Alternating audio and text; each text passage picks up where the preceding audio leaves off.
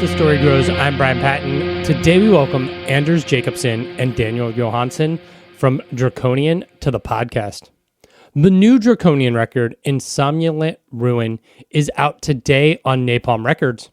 The guys discuss welcoming Lisa back into the band, the process of songwriting, the lyrical themes that have been present throughout the band's discography, why they haven't toured the United States yet, and more. I had limited time with the band, and then I showed up late to the conversation, cutting things even shorter, but I think we were able to cover a fair bit about the new record in the time we had. I love Draconian and their brand of doom and post-metal, and Somnolent Ruin is another incredible entry into their catalog, so make sure you give it a spin today.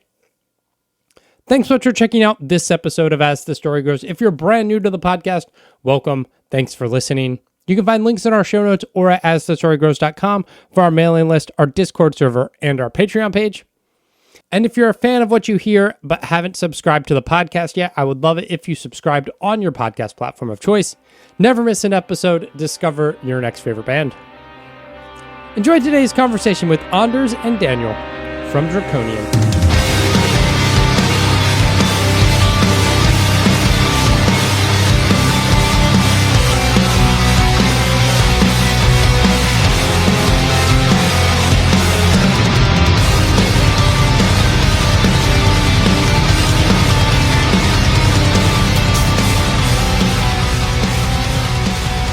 We better get started, I guess. Yeah. Well, yeah, I wanted to, obviously since the last release, there's been a global pandemic and member changes, but you seem to be a band. There were also, 5 years between the last two releases. So is that kind of an intentional decision to maybe slow things down with age and the length of the band, or is it just kind of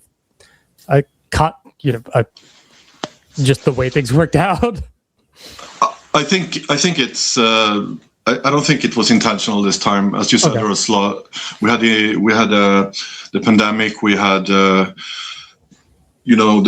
changes within the band and all that came with that, and other changes going on at the same time. And after Under Godless Veil, we actually said to ourselves that we cannot let it go this far again. I think it was like 4 years, 5 years, 4 years, I think it was.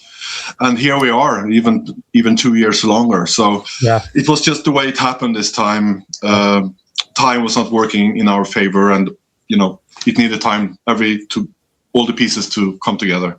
Yeah. Daniel, this is your first record with the band. You're brand new. How'd you join the band? I've been a session member of Draconian since 2019. And I got on to help them out for a tour back then. But like common friends and stuff like that. And on that road, it has been going.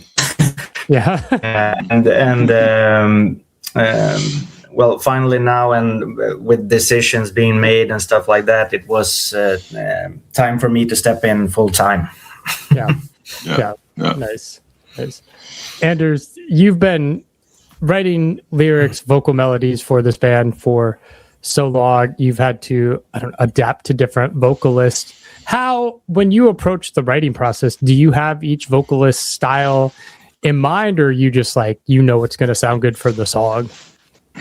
Yeah, it usually happens during the demo process where Johan comes. I have some ideas when sometimes it starts with Johan is just sending me some embryo or a demo, like a very rough first cut of a song, to see if I can do something with it. And I come up with stuff, but then again I can send him lyrics and he can create a song or an idea based on that lyric. So we kind of inspire each other in that way. But there was a lot of songs that were made this time around, so we would have plenty to choose from. Yeah. And some of the songs he had already ideas what he wanted for the vocals, and they didn't change significantly for the final cut. Mm-hmm. So I would say it's like a little bit like 50-50 this time between me and Johan. And of course, Johan, as a musician, as a lead, as the one who writes the music, he has an idea. He has an idea also of the female vocals, where it would work and how it would work. So there were like ideas already from the beginning of the process of this album in the demo stages. So Lisa was not very part of the process early on. Yeah.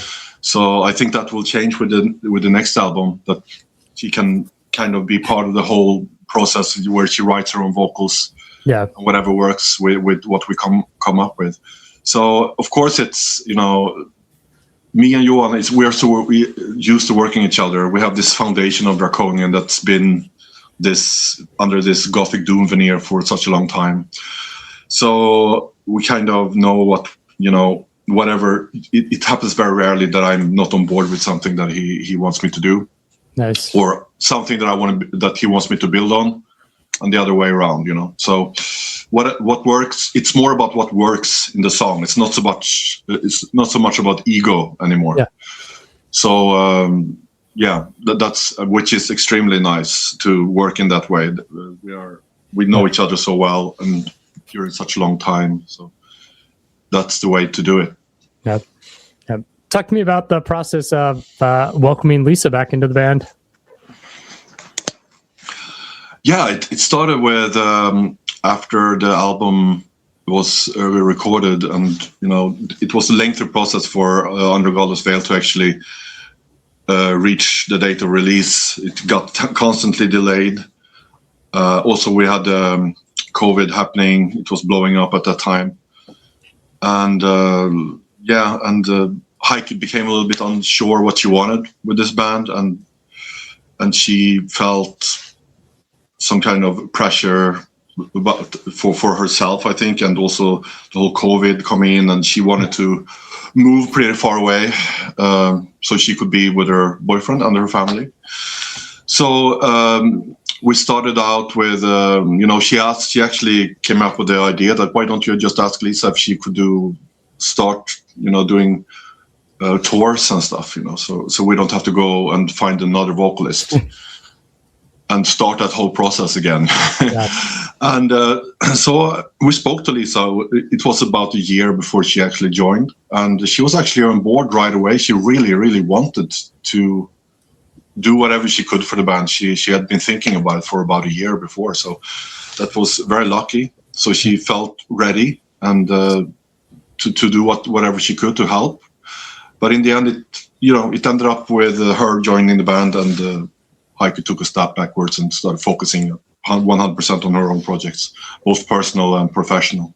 Nice. That was the easiest way to do it. In the end, it was the most natural way to do it. Yeah. Exactly. And we are all closer together as well. We can work closer together. Yeah. That's awesome. Album's called Somnolent Ruin, lyrically exploring Plato's theory of the soul, which was not an intentional, sort of. Yeah.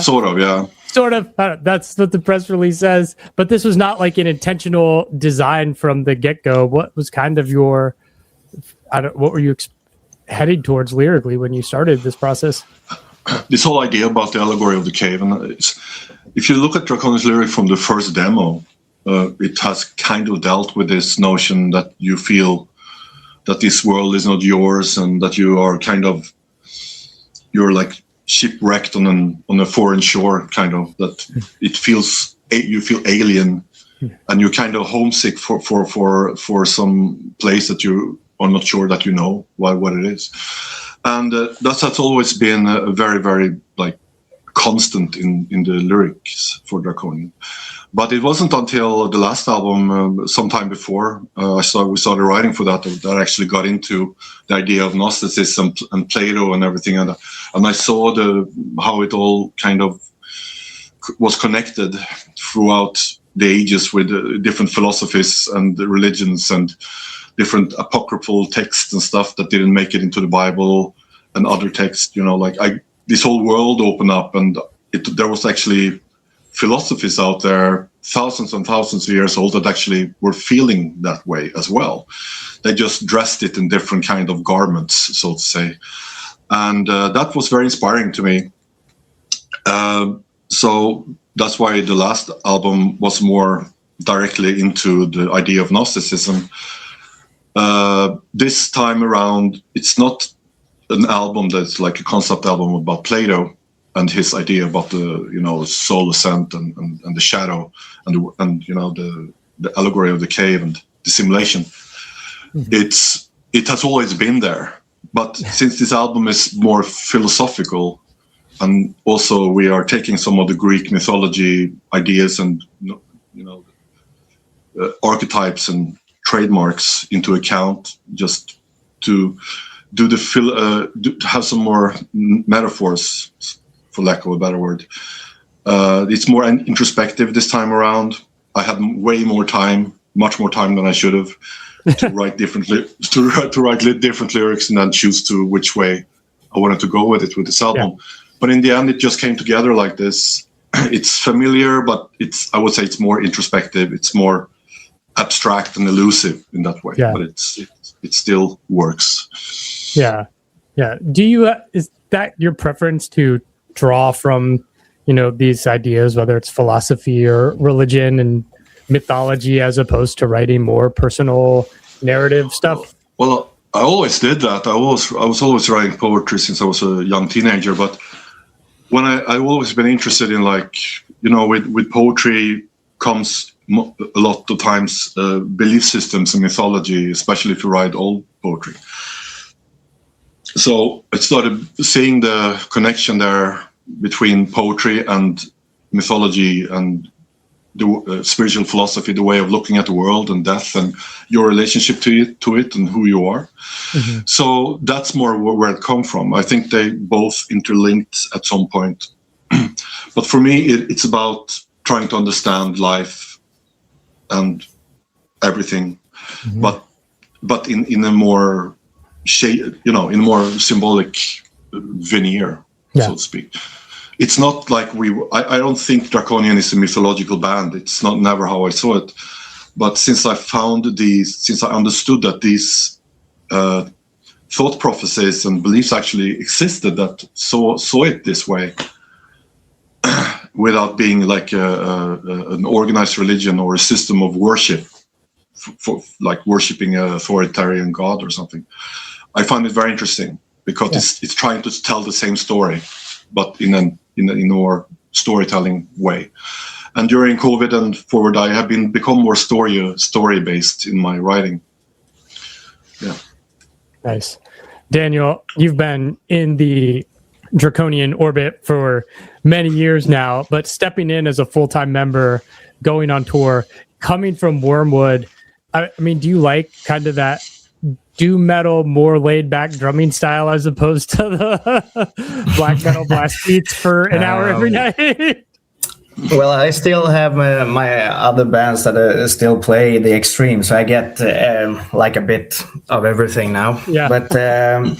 But for me, that is not the most important thing. The most important thing for me is the dedication to the art within all the bands that you participate in. Even people have a tendency to say that, that song must be boring to play, but no, if the song is good, it's always it's a fulfillment in itself to be presenting that. So no, I never think of it that way. I think this kind of music gives a drummer a lot of leeway. It gives a lot of space and to actually be innovative and make it interesting and make it dynamic. So I think it's a little bit of a. It's not true. I mean, it depends on if you don't like slower music, fine. But there's a lot of room. There's a lot of room for the drums to be interesting. Yeah. All the songs have this ebb and flow, and you can build and dictate how big and heavy the song gets at times. Yeah.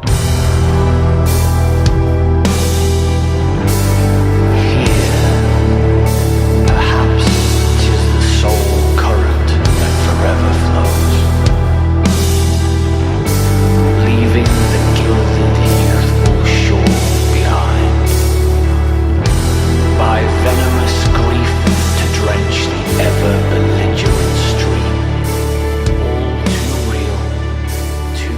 album comes out May 8th. You guys are, I mean, you're taking this band worldwide. You got a South American tour over to Japan before heading to Europe.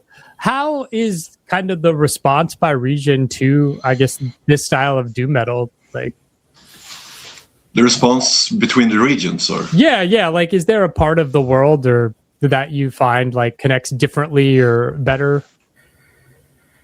Would you say, Daniel? You can start. I wouldn't say necessarily so. Okay.